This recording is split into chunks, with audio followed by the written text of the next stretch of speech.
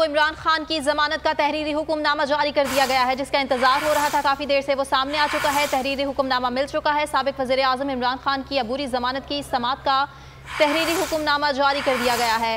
اہم اپڈیٹ ہے، آپ تک پہنچا رہے ہیں۔ سابق وزیر اعظم عمران خان کی عبوری ضمانت کی سماعت کا تحریری حکم نامہ جاری کر دیا گیا ہے۔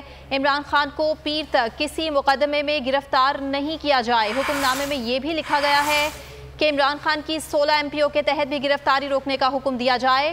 تحریری حکم نامے کے حوالے سے آپ کو اپڈیٹ کر رہے ہیں۔ سابق وزیر اعظم عمران خان کا تحریری حکم نامہ جاری کر دیا گیا ہے۔ تحریری حکم نامے کے مطابق پیر تک گرفتاری عمل میں نہیں لائی جائے گی۔ اہم خبر سے آپ کو آگاہ کر رہے ہیں۔ پاکستان تحریک انصاف کے چیئرمین عمران خان، سابق وزیر اعظم عمران خان کی ضمانت کا تحریری حکم نامہ جاری کر دیا گیا ہے، اور اس تحریری حکم نامے کے مطابق پیر تک انہیں گرفتار نہیں کیا جائے گا۔